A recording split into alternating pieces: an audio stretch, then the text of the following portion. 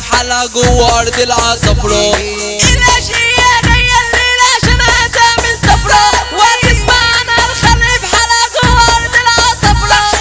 العصفراء ارض الرجولة ومعروفة بالدرجة الاولى، فيها الجدعان وفيها الشجعان ومعروفة بالبطولة. علمناكوا نفر نفر بالكتابة لحد الفوكل، والاشقية جاية الليلة عشان عرسنا حودة وكل. يا عويلة زمانكوا راح وراحت ايامه مع الجيران، لو فكرت في يوم تعيش في العصفرة تعيش مرتاح. راح خلاص زمن الفتوانة واللعبة يابا عايزة جدعانة، لو حريف انزل في الملعب يا اما بقى تعمل زينا. لو خفت تقول انا شفت من كلام الناس تعيش، كل اللي شفته في حياتي الناس بالتريقة نازل لك.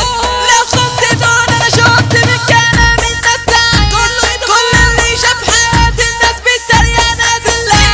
كلام حكايات والناس ما مات، مش هنقول كلام فرقات. فرحة عوكل الليلة دي عايزنا تولع دربة كمان، عاوزنا تولع دربة كمان. جينا شاء نقول كلام الناس عايزانا مش عارفة تنام. في ناس الدنيا شالتها طوحتها لبعد سامة، وناس الدنيا عشيمتها بالفرح فرحتنا الليلة جميلة وجينا عشان نعمله الليلة.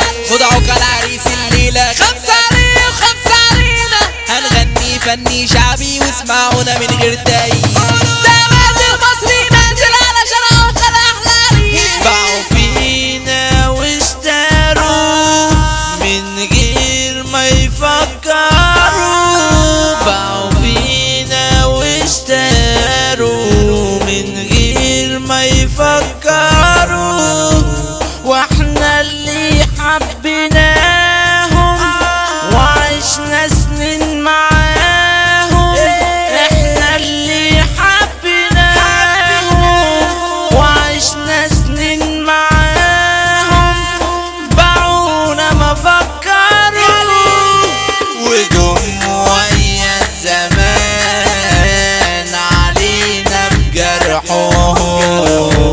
طب فين راح الحنان والقسوة في قلبهم، وجم ويا الزمان علينا بجرحهم.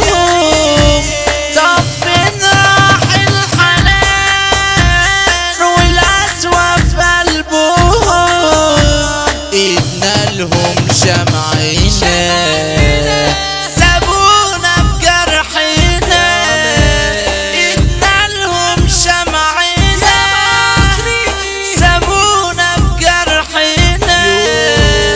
شكينا لربنا بالقسوة يجربوا، بالقسوة يجربوا. الهاتشي كاتشي في القالولو والجديد على طول بنقوله. الاشقية هم ثلاثية في اسكندرية لهم شعبية والاصل عصفراوية.